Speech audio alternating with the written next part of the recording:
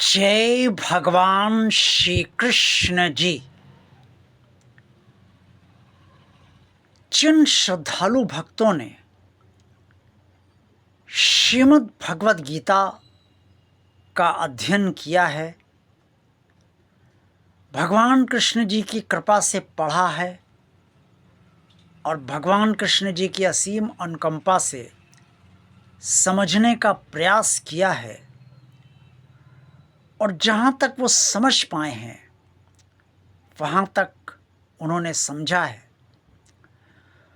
तो उन सबको ये मालूम होगा ही जो मैं बताने जा रहा हूँ। और जिन्होंने नहीं पढ़ा है उनके लिए भी मैं जो बताने जा रहा हूँ वो श्रीमद् भगवद गीता में स्पष्ट तौर पे वर्णित है। भगवान श्री कृष्ण जी ने कुरुक्षेत्र के मैदान में अर्जुन से कई बार भक्ति की प्रशंसा की और अनन्य भक्ति की भी बात कही।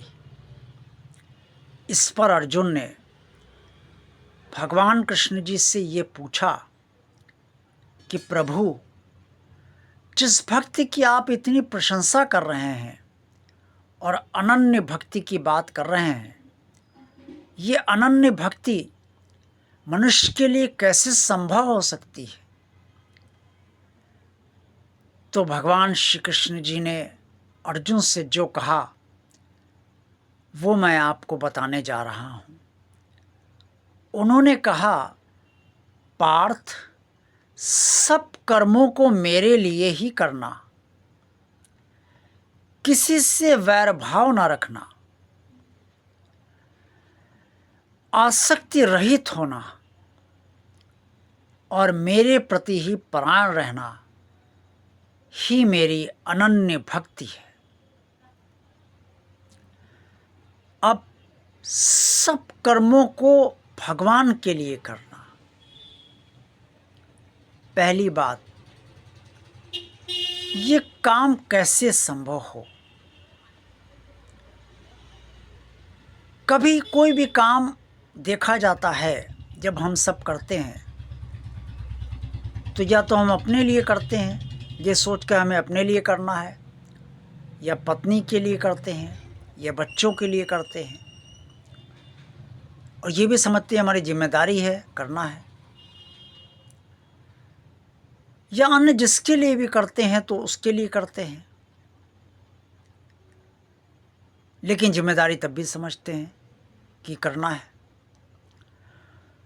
तो ये काम हम पत्नी, बच्चे, परिवार, रिश्तेदार, मित्र, अन्यों के लिए, समाज सेवा वगैरह वगैरह, जो भी कर्म हम करें वो हम ये सोच के करें कि ये कर्म हमसे भगवान करा रहा है, तभी ये इच्छा हमारे अंदर है। क्योंकि जब तक भगवान हमें किसी कर्म को करने की इच्छा नहीं देता है तब तक हमारे भीतर वो इच्छा उत्पन्न नहीं होती, और जब भगवान कर्म करा रहा है तो ये कर्म मुझे भगवान के लिए करना है। दूसरी बात भगवान कृष्ण ने कही कि आसक्ति रहित होना। आसक्ति रहित का मतलब है कि संसार में और इस संसार से बहुत गहरी आसक्ति नहीं होनी चाहिए। कहीं ना कहीं आसक्ति तो सबको होती है, रिश्तों में भी होती है, परिवार के भीतर भी होती है, परिवार से बाहर भी होती है, लेकिन संसार से भी आसक्ति होती है, भौतिकता से भी आसक्ति होती है, लेकिन गहरी आसक्ति यानी कि लिप्त हो जाए हम, इतनी लिप्तता नहीं होनी चाहिए। इसीलिए भगवान कृष्ण ने कहा आसक्ति रहित होना। आसक्ति से जितना दूर हम होते जाएं उतना ही हम भगवान के नज़दीक आ पाएंगे। संसार में ही लिप्त रहेंगे तो भगवान के नज़दीक आ ही नहीं पाएंगे। किसी से वैर ना रखना। वैर कोई हमसे रखे ये उसका अपना दुष्कर्म है, लेकिन अगर हम वैर किसी से रखेंगे तो ये हमारा अपना दुष्कर्म होगा और उसका विपरीत फल भगवान को ना चाहते हुए भी अपने भक्त को देना ही पड़ता है, क्योंकि कर्म का विधान भक्त के लिए भी वैसे ही चलता है जैसे अन्य सबके लिए चलता है। इसमें कोई छूट नहीं है, भगवान ने छूट नहीं दी कि आप हमारी भक्ति कर रहे हैं तो हम आपको चाहे जैसे कर्म करें उसका फल नहीं देंगे। फल वैसे ही भक्त को मिलेगा, अच्छे का अच्छा, बुरे का बुरा। और अंत में भगवान कृष्ण ने कहा कि मेरे प्रति ही परायण रहना, अर्थात आश्रित रहना।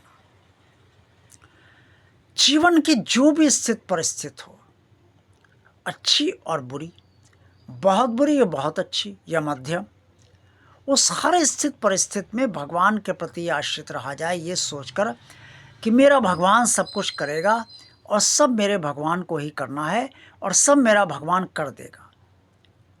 और ये सब होता है जब हम भगवान से गहराई से जुड़ने का प्रयास करते हैं।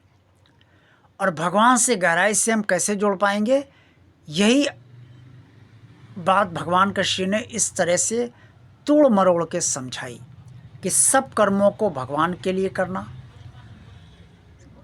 किसी से वैर ना रखना, आसक्ति रहित होना और भगवान के प्रति आश्रित होना।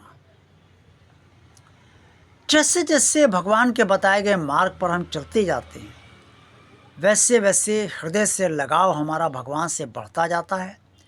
और जितना लगाव बढ़ता जाता है वैसे वैसे हमारी अनन्य भक्ति होती जाती है, गहरी भक्ति होती जाती है और हृदयात्मक भक्ति होती जाती है।